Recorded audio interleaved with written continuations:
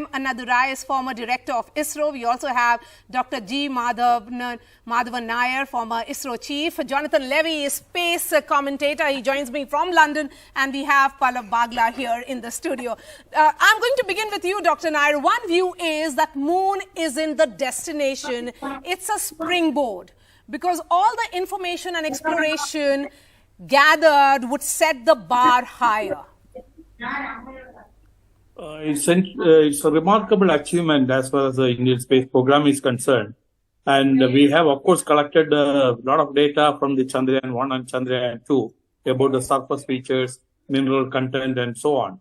But now there's an opportunity to validate those information and look for the exotic minerals and helium-3, water, and so on. So this not only will give an idea about the resources there, but also it will give an idea about the ambience which exists on the lunar surface, especially near the South Pole. South Pole is attractive from many points of view that we can, if at all we are thinking of colonizing, water is available only in the region. And again, for the robotic exploration or launching to other planets, if we want to have the rockets to take off from there, the water can be split into hydrogen and oxygen and can be used as fuel and so on. So it's a very important event. And India can be proud that we are the first to land a soft land a spacecraft on the southern region of the moon. Certainly this is going to not only a technological feat, but also going to bring in a lot of scientific information about the origin of the moon and so on. Yes. We also have Mr. Annadurai, known as the Moon Man of India, who served as the program director of Chandrayaan 1. Mr. Annadurai, from taking baby steps in space exploration in the 80s to the giant historic leap, many say that you have shown the path for what India has achieved. What, according to you, is next for India's space mission? Yeah, one thing is, this series of Chandrayaan 1, that means 2 came and 3 also has been accomplished. So the number of 3, 4, 5 may continue for Chandrayaan, that mission to the moon for exploration is concerned. But each one of the numbers will be logical extension of the previous one. The first one is predominantly an orbital mission. Lunar polar orbit that's there, and it has a modest impact probe. Subsequently, Chandrayaan 2 had a logical extension wherein supposed to have a lander softly landing and have to rover, and it has a setback at the last minute of that.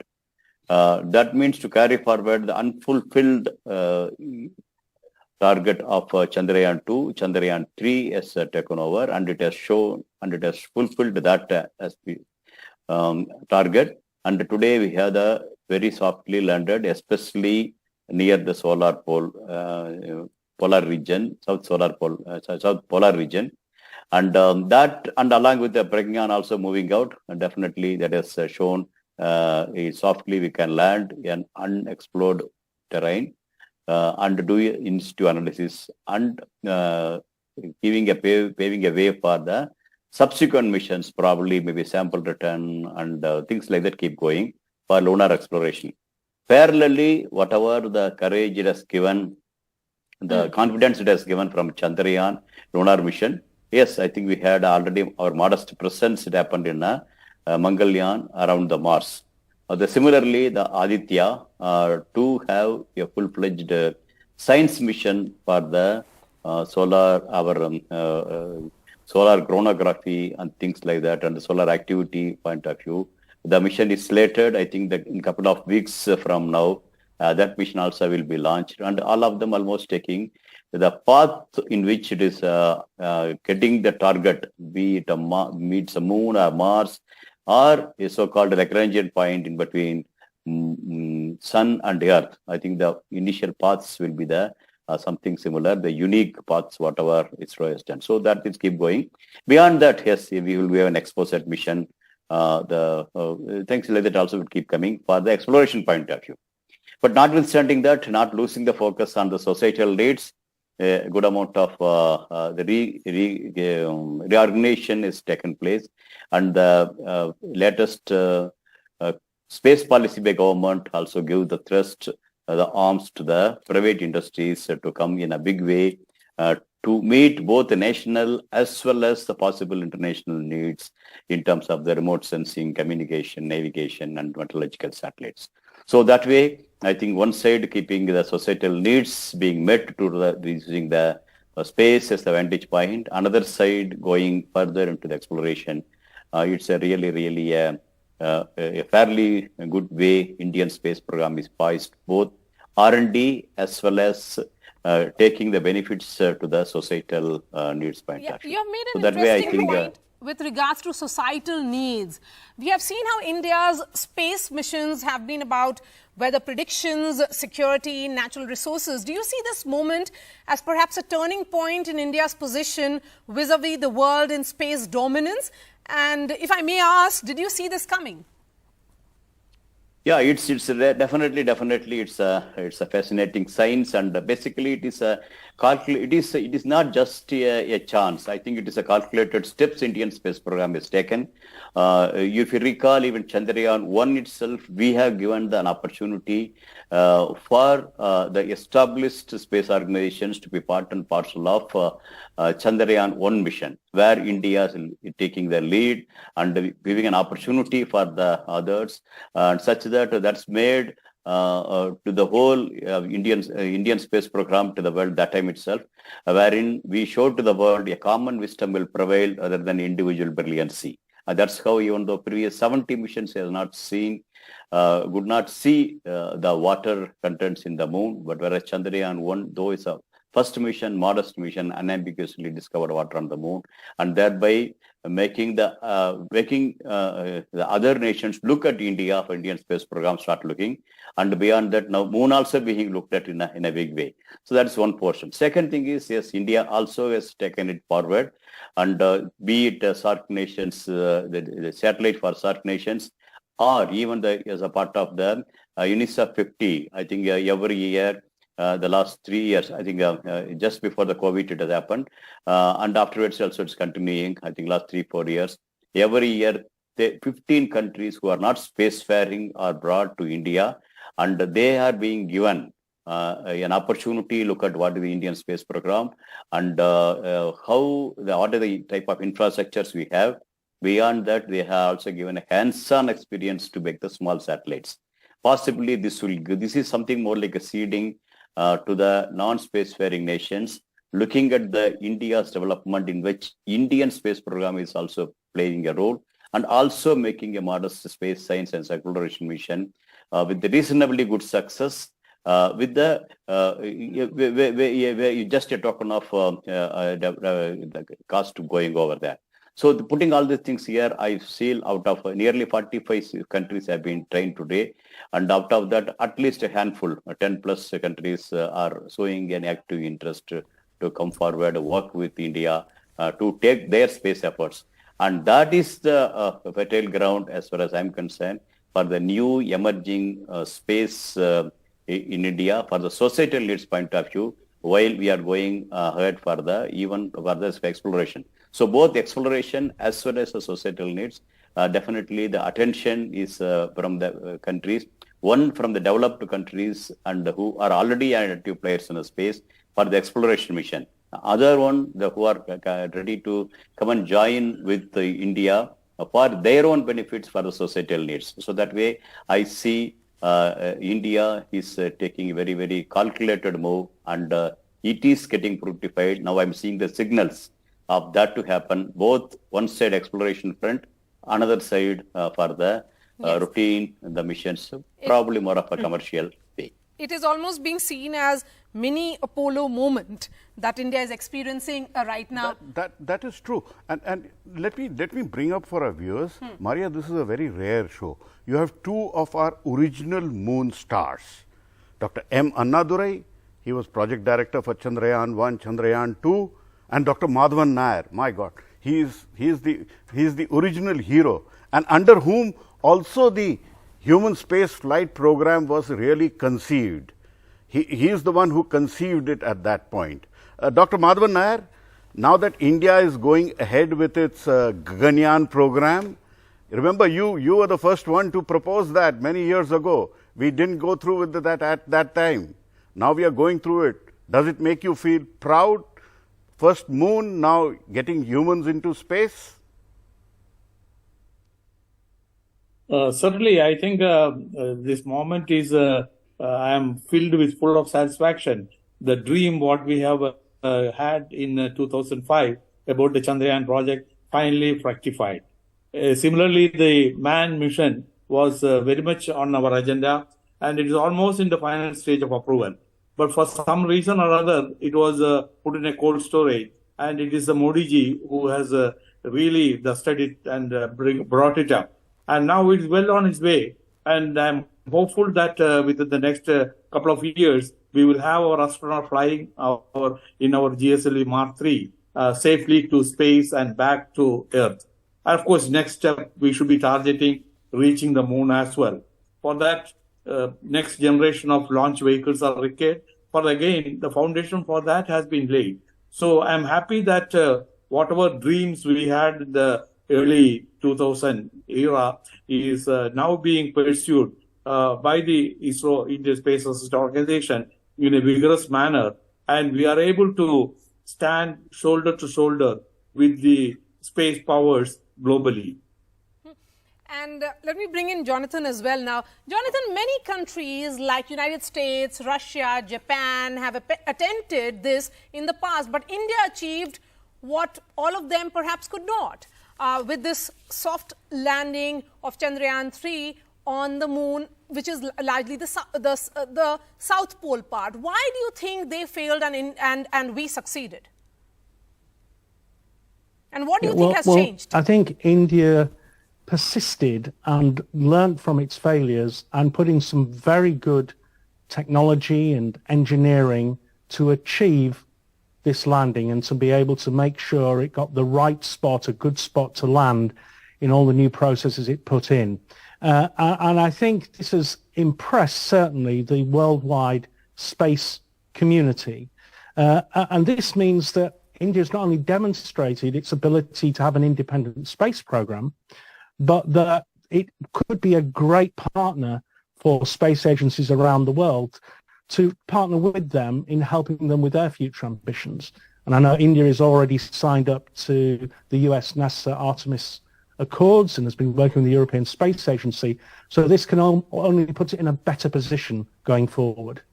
Do you see this tilting the balance of power in space exploration towards India? Because this feat is coming at a time the Luna 25 spacecraft, which was Russia's first mission in 47 years, crashed into the moon. Would you say that Russia, which was once a powerhouse of space missions, is seemingly failing and India is now rising? I think India is definitely rising as a space power.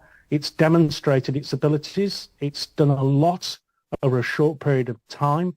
It has great ambitions, which I dare say, going on this sort of outcome, can be very successful going forward. And therefore, it has to be taken seriously, and it has to be seen as a prominent player, one of only 4 nations to have landed on the moon. And Jonathan, what is the scientific community's anticipation in terms of what, Vikram will be able to find out?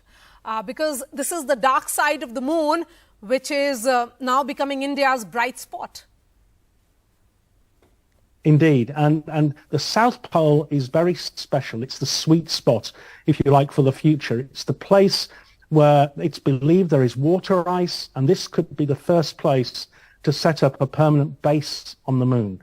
And the findings over the next 14 days could really help the whole world, the whole scientific community, understand more about the chemical composition and the geology in this part of the moon that could open up an amazing future for humans to go to the moon and have a permanent base there, and potentially that be a stepping stone to learning how to go on to places like Mars and maybe even beyond. Yes, and given the kind of reaction and euphoria that we saw yesterday, Pallav, you will also be, sharing your thoughts on that. I was ecstatic. You were ecstatic. Mr. Annadurai, do you see this cultivating new generations of scientists, engineers, mathematicians, and perhaps many Annadurais? I think yes, I think absolutely, no doubt on that. Definitely, I'm seeing yesterday when I look at here, through media, I could connect to nook and corner of India. The school students, the way in which they are coming back. I was told, I think in Apollo era, that's what was happening in the US. I think much bigger scale it's happened yesterday in India.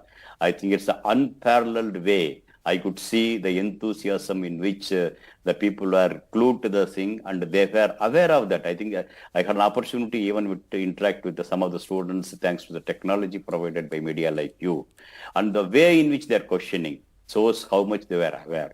The way in which inquisits they are having, I think shows that they have the miles to go ahead. So it is not a miles army, it's miles of Annadurai. So many people, there's a possibility exist across the cross section of the India, and across both boys and girls are doing extremely enthusiastic. So that way I see the science and technology of India is very bright. I was told it's a good percentage of Nobel laureates of US are the generations who have seen the Apollo era as the budding students. Now I see a parallel system happening here. So 20, 30, 40 years from now, I think what India is going to be is really a power in the East. Dr. Nair, India's voice will command greater attention after what happened yesterday. What do you think will change at the high table now? And that's a question also to Pallav. I will answer it after Dr. After Madhavan. Dr. Nair. Well, certainly, I think the planetary exploration is going to be very much in the agenda as far as India is concerned. And Mars is the next destination where we should have closer look at it. In fact, Moon, we may be able to have robotic observatory or remote stations and maybe excavate some of the minerals from there. But if at all we are thinking of an alternate habitat for humankind, it is a Mars. So Mars becomes important from that angle. Similarly, Venus, it has been the hottest in the solar system. And the future of how it has turned to be so hot and what was the influence of the sun on the planet, etc., we need to study quite a lot. So that information will help us in looking at the planet Earth and what will happen in its future and what kind of corrective actions we need to take in terms of the climate change and related parameters. Of course, we are looking at only the carbon dioxide to start with, but at the same time, the effect of the solar radiation is very important. From that point of view, the Aditya mission, what we are conceived, is very unique. We are going to have permanent observation from the Lagrangian point of the solar phenomena and simultaneously observe various things which are happening on the Earth. So that will give some handle. And similarly, about the study about the Venus also will throw some light as to the effect of the intense heat from the sun to help us to environment in the planet Earth as well. Okay. Well, final words to you.